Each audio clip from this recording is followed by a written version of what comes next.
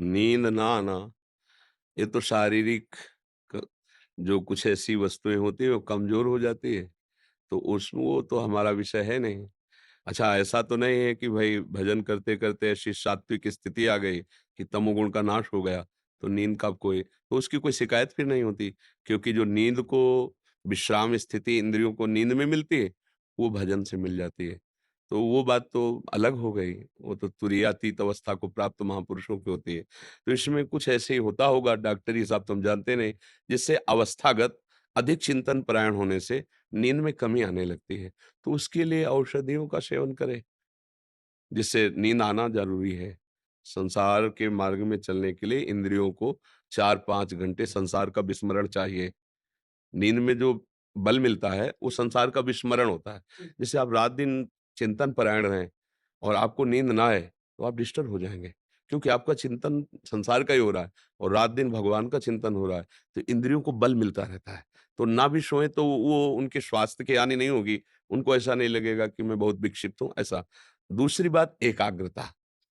एकाग्रता ये बहुत बड़ा तप का संकेत होता है कि अपने मन को, अपनी बुद्धि को, अपने इंद्रियों को एक लक्ष्य पे लगाना। वो एकाग्रता जब हमारा ब्रह्मचर्य और प्राण और मन तीनों का एक तार है। हमारा ब्रह्मचर्य ठीक नहीं, प्राण स्थूल तो मन चंचल। हमारा प्राण सूक्ष्म, ब्रह्मचर्य ठीक तो मन शांत, और जिधर लगा दो उधर लग जाएगा। अब इन तीनों पर नजर रखो। अगर एकाग्रता की बात आती है, तो उसके लिए फिर मन एकाग्र होता है ना, तो ऐसे नहीं एकाग्र होता हो। उसके 2 पॉइंट सुधारो, प्राण स्थूल तो मन चंचल। तो उतना आहार सात्विक, जिससे हमारा मन चंचल ना हो, और उतना गृहस्थ में भोग जितना धर्मयुक्त हो। वासना की पूर्ति के लिए निषेध किया गया है, संतानोत्पत्ति के लिए पूजा कही गई है। गृहस्थ धर्म में भी भोग करना उसे पूजा माना गया है, कि भगवान की सृष्टि का जो विधान है उसके अनुसार वो चल रहा है। अन्यथा अपने ब्रह्मचर्य को बचाए, प्राणों को संयमित रखे और नाम जप करे, तो फिर मन एकाग्र होने लगता है। माता-पिता का सेवा बहुत करता हूँ, तो कोरोना काल में माताजी का देहांत हो गया था पिछले साल। हाँ, तो जी, ये तो तो उनका भी मन मतलब आता है, चेहरा आता है जब रात देखो, इसका नाम मृत्यु लोक है। मरना यहाँ कोई आश्चर्य की बात नहीं है।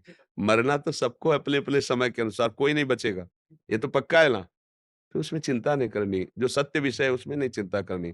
हमें, तुम्हें, सबको जाना है, पर समय थोड़ा अलग-अलग है। कब कौन कहाँ कैसे जाएगा, ये निर्धारित है। तो जो पधार गया, अब उसके विषय में ज़्यादा चिंता नहीं करना। मोह के कारण हम ऐसा चिंतन करते हैं कि हमारे आगे उनका चेहरा आता है। उनकी स्मृति में आप कभी नहीं आएँगे, कभी नहीं आएँगे। क्योंकि जैसे पीछे के आप माता-पिता को याद करते हैं क्या, पीछे जन्म के? पीछे के घर परिवार को नहीं याद करते ना? ऐसे वो जीव, जो स्त्री शरीर में तुम्हारी माँ बना के, वो दूसरे जीव में गया, खत्म खेल तुम्हारा ऐसे। अब तुम उसको लिए बैठे रहो, राग नहीं, राग त्यागो। वर्तमान में जिसके माता-पिता है उपस्थित है, खूब सेवा करो, या जो भी उपस्थित है परिवार, और शरीर छूटे, तो इसका नाम मृत्यु लोक है, जाना है। रोने-धोने की ज़रूरत नहीं, विवेक से सोचो, जाना है भई, जाना है। वो हमारे नहीं थे, उनको जाना है। ये तुम्हारा नहीं है, ये छूटेगा। सत्संग का तो यही लाभ है ना, कि विवेक ज्ञान जागृत हो जाए और नाम जप करो। जब से मैं आपका सत्संग सुनना शुरू किया है, मतलब केवल बैंक में भी जब बैठा रहता हूँ, तो कहीं न कहीं आपका वीडियो देखता रहता हूँ। तो मुझे इतना कॉन्फिडेंस डेवलप हो गया आपका देखने से, तो मैं इसीलिए आपके पास आया। हाँ, भगवान की बड़ी कृपा है जो आप सत्संग जी, सुनते हो। हाँ, हाँ, बहुत। हाँ, इससे आपको लाभ मिलेगा, और नाम जप ज़रूर करते रहिएगा। राधा, राधा, राधा। हाँ, नाम जप।